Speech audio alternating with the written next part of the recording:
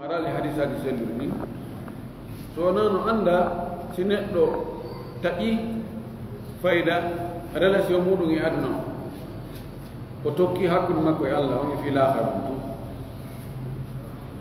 tawi ko kiɓi ko jokki ko juulugol e janngugol e jantagol inde Allah e du'agol ɗo no anda on tan ɗon o juuti o raɓɓiɗi on ɗon no jeeya e ko ɓuri moƴƴande ma gurdam makko ɗakkan woɗi siko yahugol ka makiti sonkidegol to yennidire ma ka atelier ma ka ngesa ma ka wuro ma ka jardin kono précisugol toɗɗo inna mo ufinike balɗe ha sabakari ko heɓa e baraji ha sabakari ma ñallal ɓe o mari ɗum ɗo hadis selluɗo arani e mum kono ɓaynelaɗo waɗi pelletti ko ɓayno moƴƴi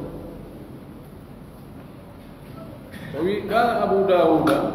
dawuda o wi jon sunanuji ɗin jon sunna on qultu wi'umi li ahmada wonande imam ahmad rahimahullah mi inni taarifu fi fadli l itikafi shay'an ida andi e fi ɓural jolngal e fi ufinagol ngol hunde hadise après mum dalli après muɗum qala imam ahmadu maki la o woye illa shay'un daifan sina hunde lo'ude no wowde hadisaji gonɗe fof ko ɗi lo'ude si imam ahmadu inni min mi anda mi humpitaki mi anda ɗum ɗo ɓural ɗum e hadis na ko minen min jottoɗo oustage konakirina mi andana ɗum dalil na goto hunjiɓe fayde hadisaji arɗi ɗin fof ɓenɗon inni mi andana ɗum mi aali ɗum si wona hadisaji lowɗi aray alhamdulillahi tammum ɗum agsamuhu pecce mum ɗum ufinagol ngol al itikafu yankasimu ila masnuni wa ila wajibi ufinagol no sendi to goɗɗu ngo koko sunnina ko sunna goɗɗu ngo koko waɗɗi dan itikafu ko pecce ɗiɗi ko itikafu masnunu e itikafu wajibu fal masnunu itikafu sunnajo on ma tatawwa'a bihi almuslimu tagarruban ila Allah wa talaban li thawabihi wa ibtida'an bir rasuli salawatullahi wa salamuhu alayhi koko julɗo anniri tun watta tawwu waɗi tun sadaka anni waɗugol ufinagol ngol tun o fiɓa tun fi honɗum fi ɓattagol Allah on sabu ɗaɓɓugol baraji joddi Allah ni sabu ñentingol nulaɗo Allah on yo julɗele ɗen du'aji ɗin e kisi o fof woni e hoore nelaɗo ɗum anti hiɓa tun anne moɗo yaade moodi mi ufino ɗeɗo balɗe ka juulirde fi mi waɗu dewe ɓatto Allah mi heɓa baraji Allah a kurkantako mo o akkitire ni mi ñentina nelaɗo waɗi no min kadi miɗo wadde ɗum ɗo ko sunna wa yata'akkadu dhalika fi l ashri l awakhir min ramadan lima taqaddam ɗum ɗon noon no tenti waɗugol ɗum ɗon no tenti moƴƴugol ngol sikka ka sappo sakkitoro e suumaye sabu ko wowla kon ɓaawo ɓay nelaɗo ko ɗon huulanayno wal itikafu lwajibu ufinagol waɗɗingol ngol ma awjabahu lmaru ala nafsihi koko neɗɗo farli e hoore mum imma binnadri lmutlabi imma hara ko fodaari werlitandi mithlu an yaqula wano nde o wiyata ni joni lillahi alayya an atakifa kada mi anniyaniki Allah mi farlani hoore an Allah ufinagol wano ɗum ɗo balɗe joyi ma balɗe sappo ma balɗe ɗiɗi ma lewru ɗon ɗo fodirgol ni no moƴƴi mi andiyaniki Allah mi fiɓi mi waɗanayi Allah hunde kaari ngal dewal ɗo ko mutlak aw bi nadri l muallami ma hara ko fodaari aggandi e hoore goɗɗum waɗandi e hoore condition كقوله وكم ندعو وإن شفى الله مريضي سي الله ديكنني لن نون أندو لا أعتكفن كذا بأفنويت بالد حسب كاري ميوانا كجولي ميوانا بالد جوي على بأفني من الرودال سيو بيتو أناتو يا أمريكا نودي لا متايكو أمريكا نيويورك تيجي متايكو أون نيميرو دو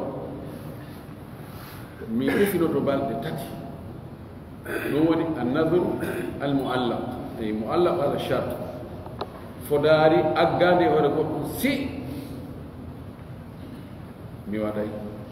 سي الله wadni la hunde kaari min kadi waɗay hunde kaari ɗum ɗo no aña fodirgol allah noon wayno nandita e yawre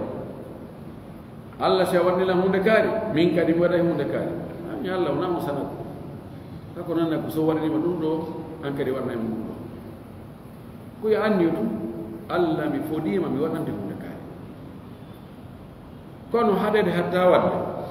ɓay boyno heewi waɗugol ɗum si allah wallina hunde kaari waɗi min waɗay hunde kaari joni allah walla mo nde hunde kaari waɗa o yeggita noon hannde kadi o joga haaju makko e a yano a waɗay hunde kaari enede ha kono noon fewno ɗo no wuli fewno no waɗ ɗum ɗo aha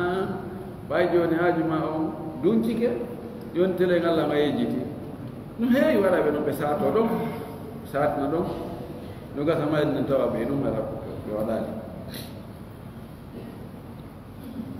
o wi wa fi sahihi al-bukhari noka deftere imam al-bukhari sellude anna an-nabiyya sallallahu alayhi wa sallam qal wonde ɗuɗo ala allah o maaki man nadara an yutia allaha falyutihu mo fodi ɗoftagol allah yo ɗoftomo وفيه فإنك صحيح البخاري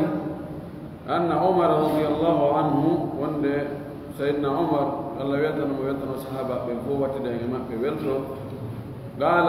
وين يا رسول الله فين لا الله إني من نذرت مفدي أن أعتكف ليلة دمي أفنتو جم غوتو في المسجد الحرام كجولد الحرمانتين مفدينهم fodino allah mi yahay ka julde allah hormantede makka mi ufino toon jemma gooto mi waɗali noon taw fa qala laɗo ma kanimo awfi binadrika hunnu fodore ma nde hunnu ko foduɗo allah ko yo waɗɗu ɗum ɗo no holli wonde so on tigi fodi yo on tigi hunnu hayso ko yimɓe ɓen foduɗa ma firu noon allah رابعا أن يكون زمانه زمن وفنا غونغول الاعتكاف الواجب يؤدى حسب ما نذره وسماه الناذر وفنا غول وادي غونغول توتيرته wadirte embere foduɗo on inni ko o foti kon toɓɓi no o wiiri noon no o eɓɓiri noon so inni allah mi fodima mi ufinoto e lewru aroru ɗum ɗo ɓorde jowi mayru ha ñande sappo ko yo hunnir ɗum allah mi fodima e nder ndu lewru aroru ɗo balɗe joyi e nder mayru mi ufinoyto ka julde ba wasir ɗo na ufino ɗo ka julde ba wasir ɗo to a ufinani no o fodiri noon mbaadi no o wowliri noon o hunnira noon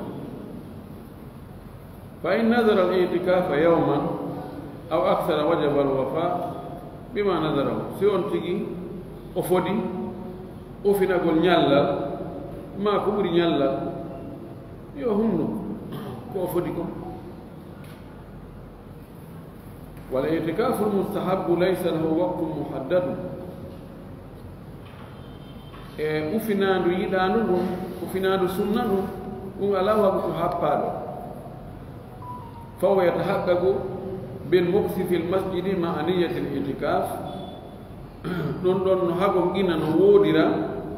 سابو نيبوغول e julirde wondude anduye ufinagol siminni joni mi foti Allah mi ufinoto ɗo ɓeru ko mi ufini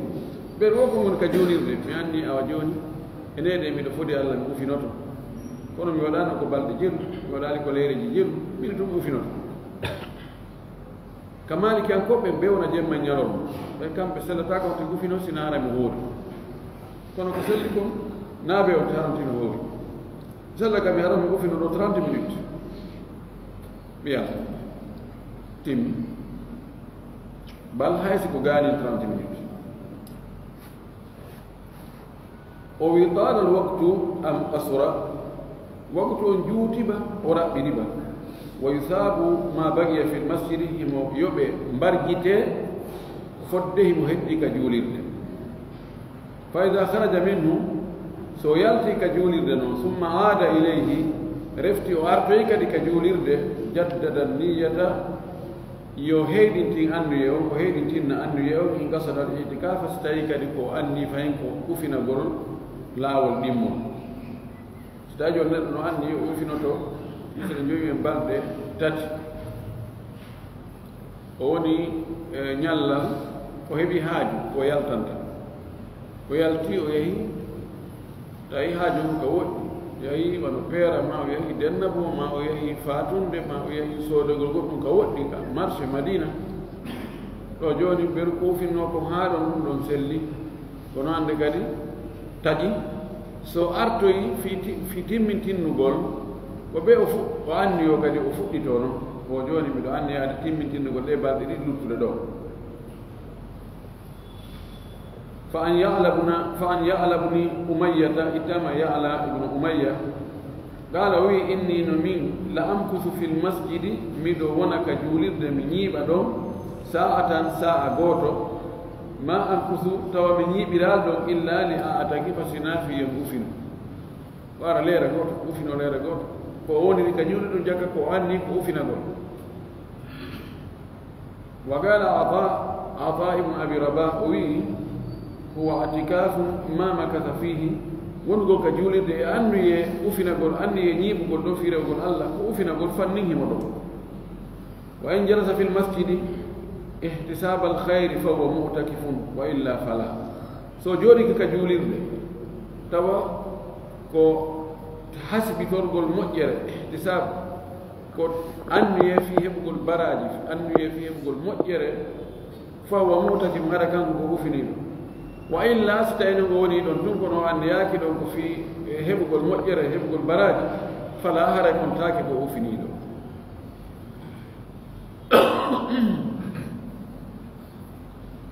walil mutakifi an yaqta itikafahu lmustahabba mata sha no wodan ufiniɗo o taɓigol ufinandu makko yiɗandu ɗum sanga wo o faala قبل قضاء المدة التي نواها أدو أتمين ده دمون نمو أنيو ستابي أفنا قول سنة إذا أدو وفرلال دوني هوري مكة أي سو ميجي نكر جنو وانقل بالي جوي ووني بالي دي تموتاوي هي جوني أول داما بينغورن دي وأي تاجي قول وين أدو أوا ودنو ختمو وين مويه مثلا بين حديث غاري المتطوع أمير نفسه وندو يود صدقة نافيلو كان كلامي هوري ما كوي نبو هكذا وتكو فعلوا وأتنجو فعن عائشة إتامن من عائشة رضي الله عنها أن النبي صلى الله عليه وسلم كان إذا أراد أن يعتكف نلا لا تنكس وفعل ما في ناده صلى الفجر أجول يسبكهم ثم دخل مؤتكفه أوتوماتيك وغير سجود بسبكتهم وناتا كأوفن ورمك كأوفن كوداك تروك جولد وناتا روكسا وأنه أراد مرة أن يعتكف في الأشهر الأواخر من رمضان وند كان كن لارو وفارنوما لا وقوه أفنا قول سبو سكت روغي سومي فأمر ببنائه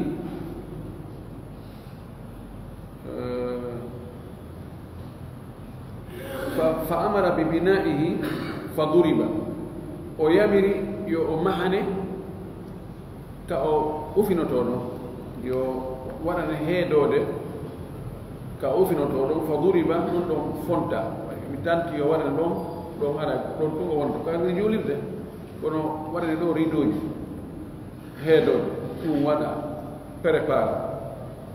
قالت عائشة وماكي فلما رأيت ذلك سانغ بيين ولوم أمرت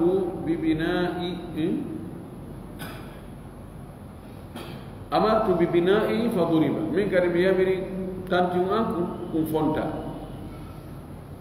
وأمر غيري من أزواج النبي صلى الله عليه وسلم ببنائه فضرب وأبقوا كدي إسونا بنلا النبي صلى الله عليه وسلم من قريب يمري مبين تنتم أنكم يكون فونتا فلما صلى الفجر نظر إلى الأبنية sanga o juuri subaka kan kon laaɗo ndaari noon koytanto ko ko fonta ɗo ko heeɗoɗeji faqala ma hadihi o maaki gonɗum ni albirru turidna koko moƴƴi faala ɗon albirru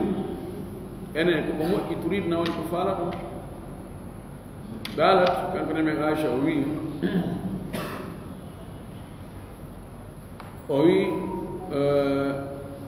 فأمر ببنائه فأوض كان لا دو يبري وما هنا نوكم كفدنا نوكم نيوبا قوض كان إزالة إتقول فقوضه ومن جديد وبني فس هذا قوض كل ما بنيناه أودو وبني تيكو بمهنوكم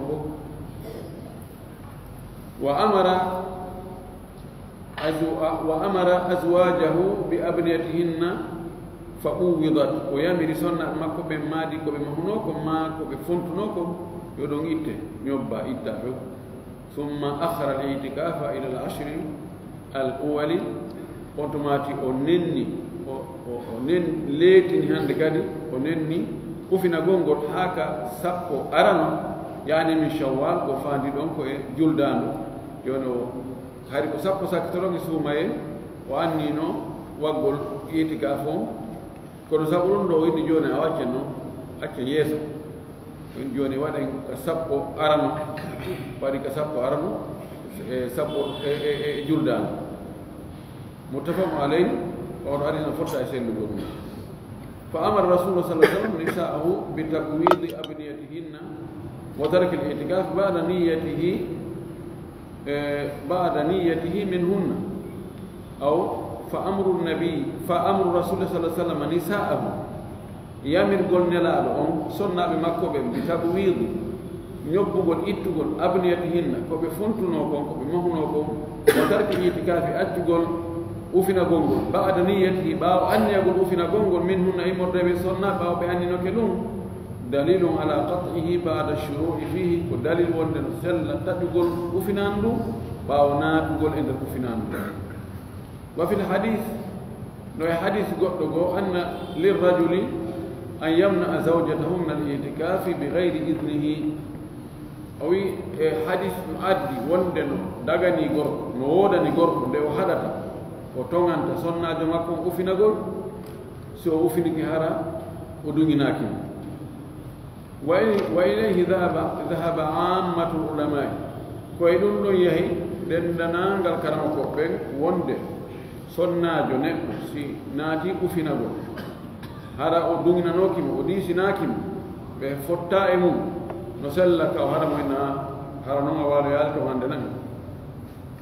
واختلفوا فيما لو أذن لها لوتو si tawi non o dunganike mum هل له منعها بعد ذلك yani no wodani mo no daganimo imo jogi droit tonganoygol mo haɗoygol mo ɓaawa ɗum o newni joni mino faala ufinagol de kado ba wasiru to awa ellala ونيو نماغاني يعني هراي هيمو نو دغاني مكاوية نونو أجون هراي نيو نكون مفيرتي دون دودو نيلا فعند الشافعي كإمام الشافعي وأحمد وداود له منعها وإخراجها من اعتكاف التطوع نوودا نمكان غوركو حدو غولمو وفينا غونغول يالتنا مكا وفيني نون كاري سيتاي وفينا نافي ونا ko fuduno farli hoore makko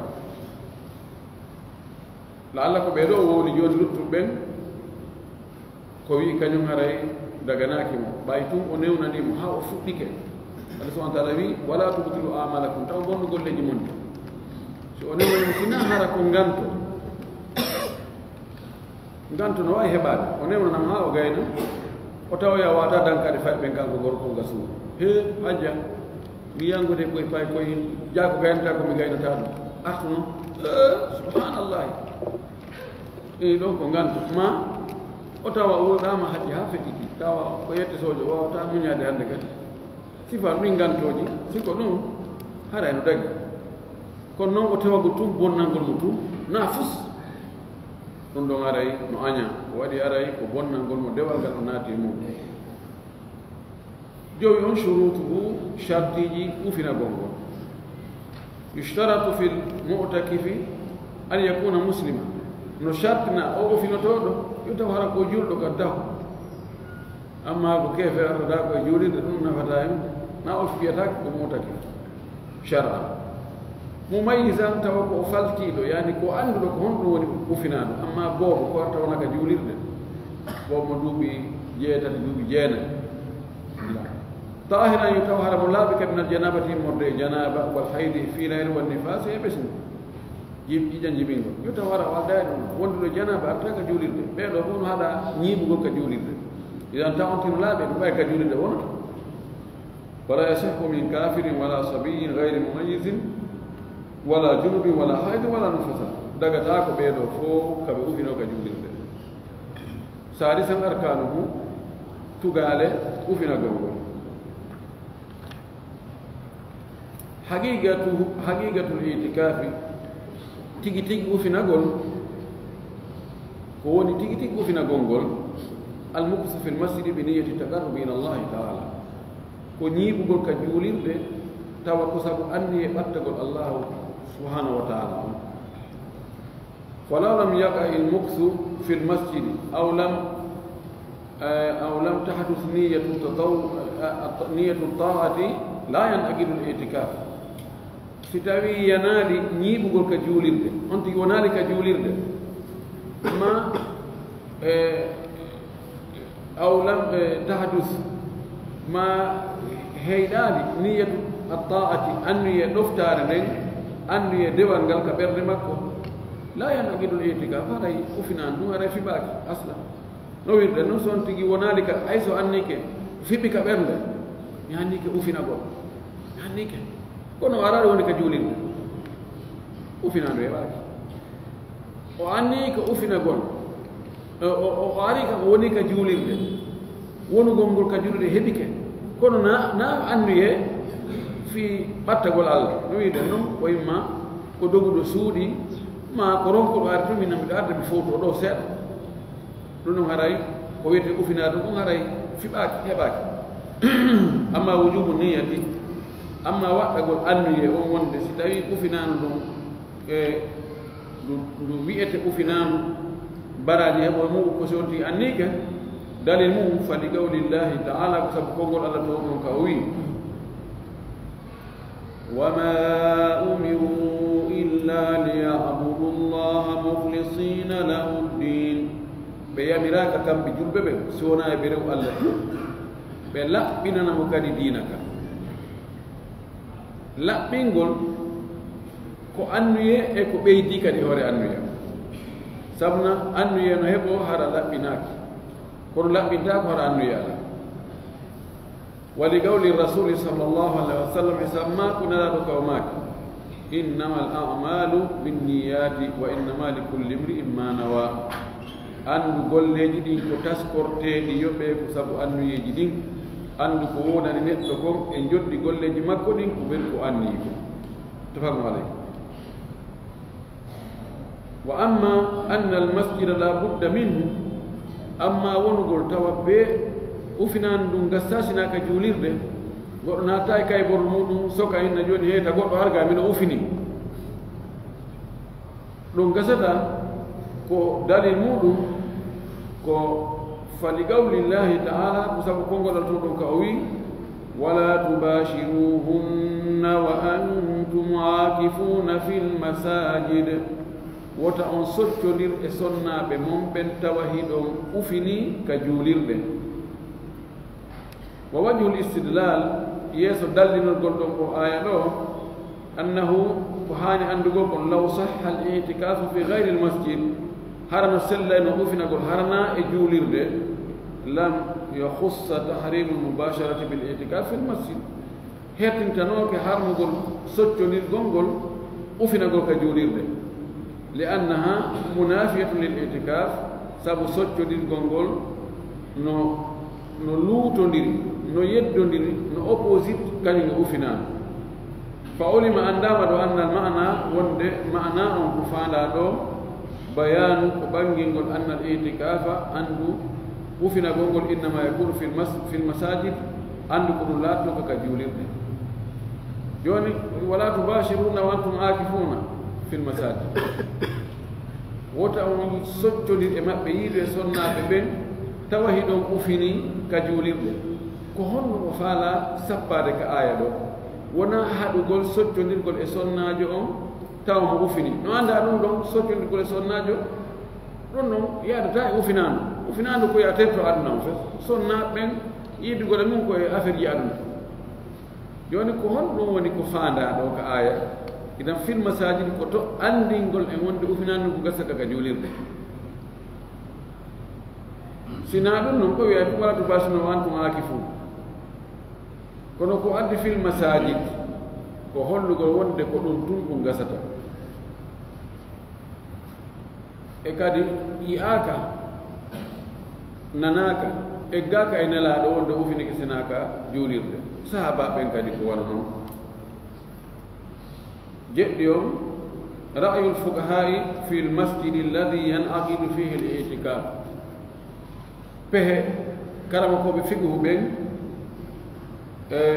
koɓe yewti gon koye juulirde honde itikaf on gasata fiɓoto mana ko juulirde honde gasete ufinede mum yalli juulirde wo juulirde no ufino e mum ka o ko juulirde hertiɗe ko ɗum ko faala e wolande ɗo o wi ikhtalafa alfukaha'u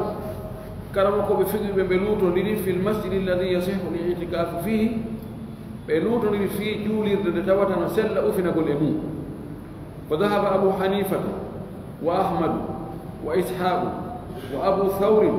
ɓeeɗo fof ɓe yaari ila annahu yasihu fi kulli masjidin yusalla fihi salawatu lhamsu ɓeeɗo yaari wonde no sella ufinagol kala juulirde juuletede e muɗum julɗeɗe ɗe joyi watu qaamu fihi ljama'atu tawa julde jama no darne e nden juulirde ɗon kala juulirde juuletede waktuji ɗi joyi tawa ko jama hara almami no woodi no sella ufinagol nde juulirde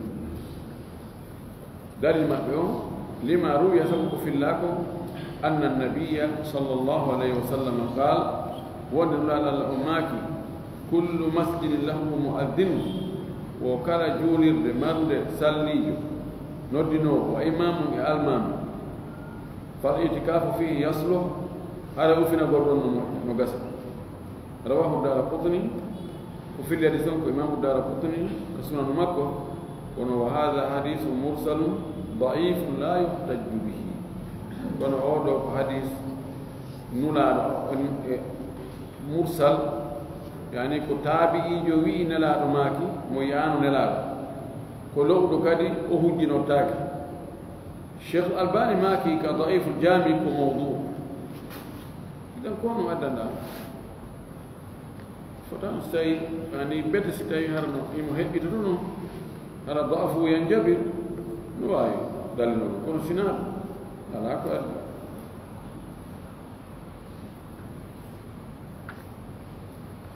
وذهب مالك والشافعي وداود إلى أنه يصح في كل مسجد لأنه لم يصح في تخصيص بعض المساجد شيء صريح.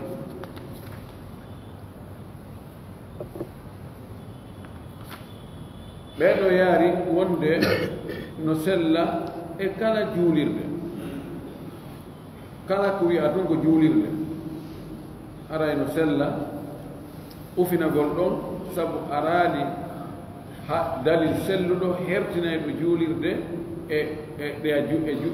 gaay julide ɗe wiigo ko ɗe julide ɗo tuu ko sendi hakkunde ngol konngol ɗo e konngol artingol ngol siko ɓeeɗo juulirde nde tawata alaa kay juuleede e mayre julɗeele ɗen jowi nde mahaama kono alaa kay juuleede toon ɓeeɗo siko ɓeeɗo e wi'a yino sella ka yaha ufinoɗaa ɗon siko ɓee toon noon ɓeyni sellata ɓen ɗon ko fii hum ɗum ɓeyni sellata ɓen no yaari wonde julde jama ko farilla e hoore gorko jooni noon son tigi yahii ka e juulirde alaa ka e juuleede par ce que masjid mahjum juulde nde egga noon ma nde gaynitaaka tan alaa ka e juuleede toon o juula wona toon o ufino toon o juula toon kanko toon alaa julde jama kaɓee toon sellata ɓeeɗo noon kamɓe ɓeyni ɗum ɓeyni ko sunna imam malik imam shafi dawud tawaka imam wa qala الشافعية شافعي ko ɓe wi al afdal an yakuna al itikafu fi l masjidi al jami ɓe wi ko ɓuri moƴƴude ko ufina gongol yo wonu e juulirde moftunde juuletede juma al masjidu jami ko juulde yande tawande جولة الجمعة لأن الرسول صلى الله عليه وسلم اعتكف في المسجد الجامع سابو نلا دو الله وفي نكو جولة موبنة وجامع ولأن الجماعة في صلواته أكثر سابو جماعة جول دين جولة دين جولة الجامع كلهم جماعة متدور ولا يعتكف في غيره إذا تخلل وقت الاعتكاف إذا تخلل وقت الاعتكاف صلاة جمعة حتى لا تفوته وي سلتا أفنغول جولي دغو هرنا جامع جولو وجمعة سيتاوي ادر بالتي اونتيغي اني أفنغول دين جمعة لومبوتو ندرتو في وتا جمعة لاو hatta la tafutahu fi wata laawomo julde jumande so tawi noon juma lombata ko joni o ƴetta o inna ko ala e tene e talata e alarba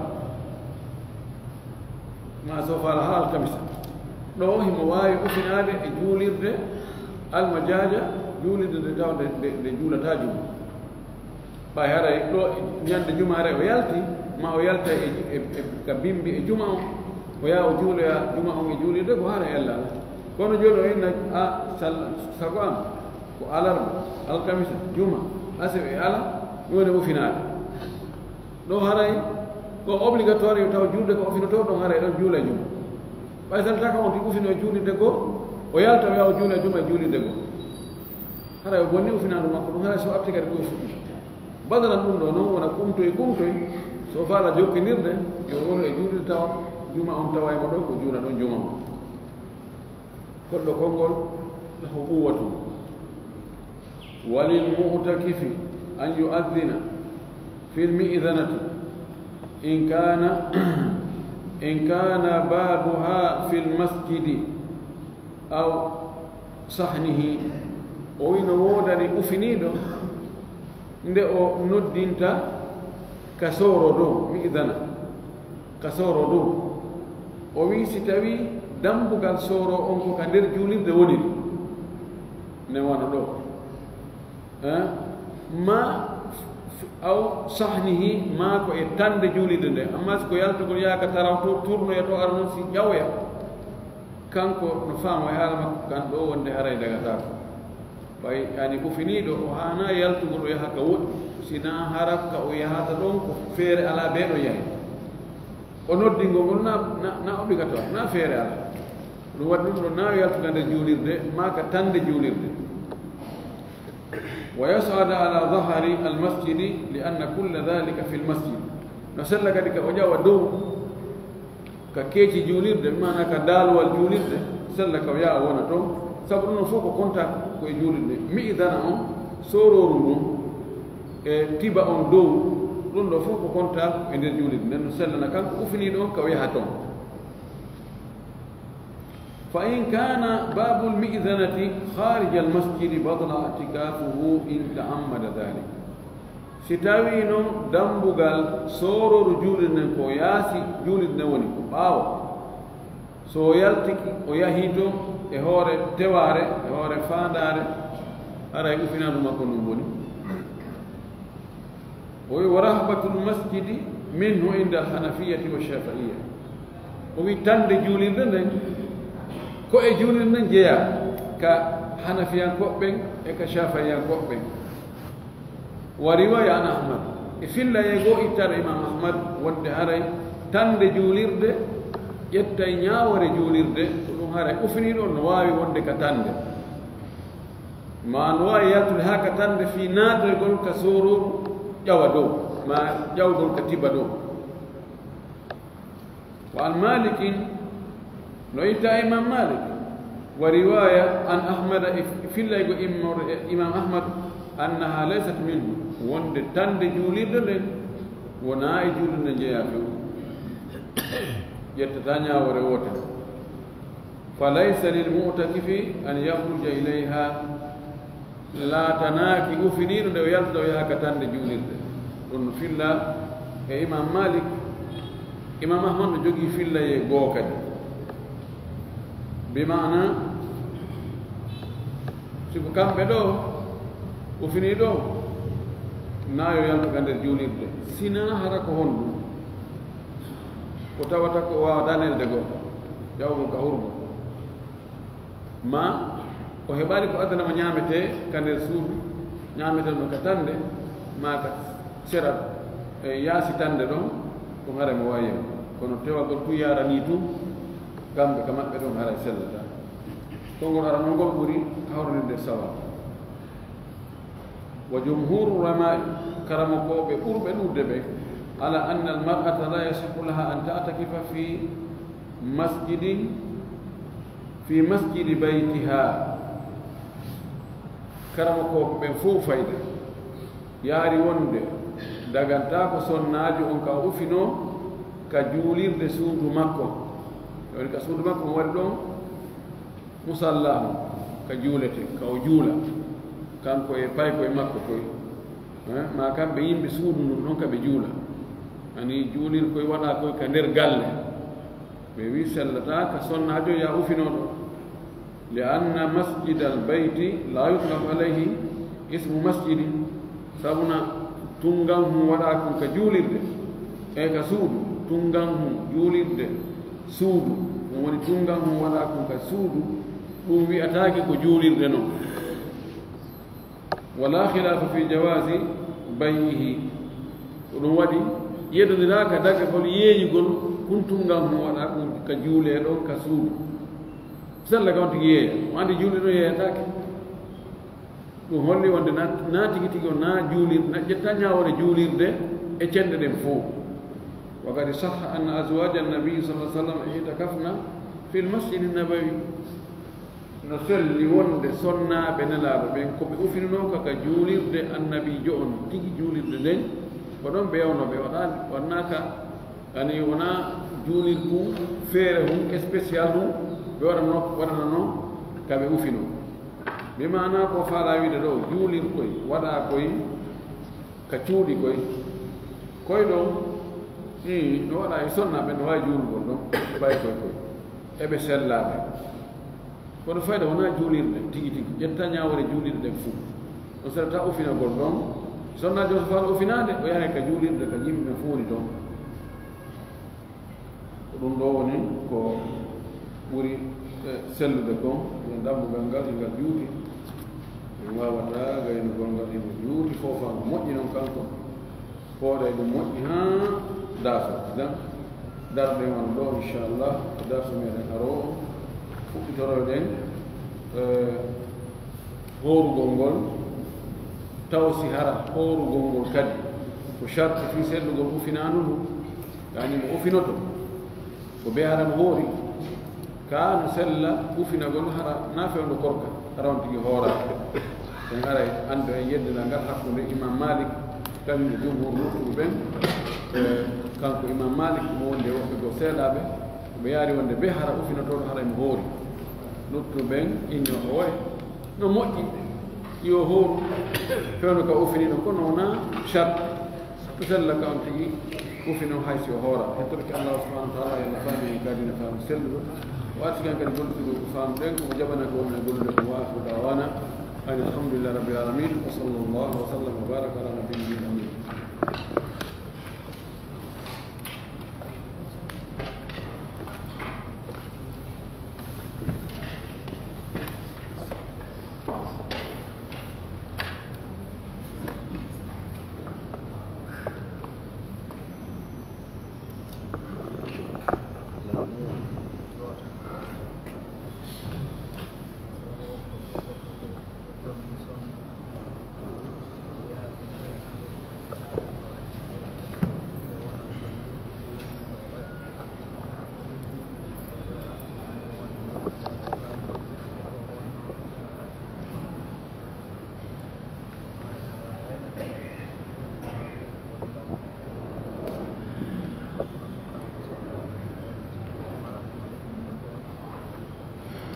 sonnajo ɗo landal wullitagol o sonnajo moodi makko no jombi sonnajo goo sina makko yaade e muɗum Amérique o yahi o wondo e makko ɗo duuɓi jelu e wondo e toon duuɓi jowi oya sonnajo kañum no gaa ɓe artoy sikara ɓe arto kamɓe ɗo kadi ɗon noon kanko gorko o artoy on sonnajo makko mo wondi Amérique ɗon ɓe tawti o ya sonnajo accanaɗo gaa duuɓi jowi e hoore ɗum ɗon kadi so gorko on o ala mo jondude haqqeji makko ɗin wona hay huwodiral labangal woni hakkude maɓɓe honno o sonnajo watta saban ɗo sikko fi ñawore ɗum ɗo ɓurɗo fanɗude men ɗo duuɓi e gandal no wawi ñawde koko wullita ɗum enen duhiɓe ɓe tawata e ƴettirewɓe buyi tentini on tigi no wonde woɓɓe to no acci woɓɓe gaa wattanen fondode huɗen Allah moƴƴi anden ɗo ɗi haqqi mo jonnitaali jon haqqe on haqqi muɗum tawi jon haqqe on muñanaki on tigi wallahi kaka baraji makko ittoyte haqqe o yoɓe ñandeda ɓay toon je m'en fous ala toon goy hakkitanden ala ɓay ɗo woodi woɓɓe goo ɓe waɗay ɓe tooñay haa ɓe gayna ɓe darto ɓe nam waɗa ko falɗa o tentini jooni so tawi sonnajo on ko e suudu miskin ɓe ɗiɓi tawa yani mawɓe fof ko wigol awa kori muñño ɗo adna ko muññaɗum fi haray oyano adna nde ɓe ɗon mbuukoye seeɗa ma sonna ɓe saha koye maaro haray woɓɓe no yawiti ɓen sonnaaɓe viola e haqqeji maɓɓe ɗi bonna haqqeji maɓɓe ɗi wowɗa kadi haalaji mettuɗi awa anden ɗo lahara waɗanaka meɗa ko pellet goɗɗo feƴƴata o naata ka aljanna o ñaƴƴita o dasatet makko o naata ka aljanna tawa mo jogani goɗɗo haqqe mo regilaka mustahil ɗum wawata wonde ko woni ƴoƴuɗo komo yanganaki gañuma ka kurka no gañuma si tawi añi sonnajo joni a waɗi ono ko gañuma a joni tan mo haqqeji makko ɗi a yangani ka gañuma sabuna ko e ko wonɗa e juuɗude ko wonɗa e horude ko e sadakaji ko wonɗa e waɗde e zakkaji ko wonɗa e ittude e ko wonɗa e yadde hajju e umra ko ɓuri kon fayde ɗum ɗum boyi haray ko kanko ji boy Allah toñata Allah subhanahu wa ta'ala o wi kala hatum la zulma al yawm hande toñata yo o gorko ɗo yo huɗo Allah a acci sonnajo ɗo a yehi a wondu e sonnajo goɗɗo ko duuɓi joyi a immodi on artidi ɗo kadi moodi on ɗon foti hara o annda ko honto walata haatuma hoɗo ko ɓuri fannude kon torɗan o yaafulam hari mi ala kaydi ma hari mi ala ɗum ɗo mi ala ɗum ɗo sonna ɓe sa woodi serri ɗum convain kayɓe ɓe wawi yawigol ma mi accani o fiyo ɓiɓɓe ame hiɗum barki woɗonamo haalaji moƴƴi ɓeru ko arɗa ɗo ko jonnitamo haqqeji makko ɗin hara oyato ɓay duuɓi fof yo wondi on ɗon yo gaarumo to kaka on ɗon to accitama on ɗon taw ɗumti hula Allah waɗa ko ɓuri fannude kon kan jondugol haqqeji kono do ha ɓay no heewga ɓen tawa mi acci ka Allah ha ngol konngol no foti ujjinde gol mi acci ka Allah haray oɗo gorko e waaɓe no o wayi ɗoɗo hula Allah moƴƴi gonga haqqeji ɗin sa torike yaafuye yaafama haray alhamdulillah kono yonti hulu Allah e ɗi haqqeji ɗo andon ɗo ko Allah kon kanko muñño moƴƴi kono ko yimɓe ɓen ko si ɓe muñaki ɗo yo ande ɗo haray ko wiɗen ko ko kabaraji makko wona ittede ɓe yoɓito e ñandagal danduel noon ko billahi tawfiq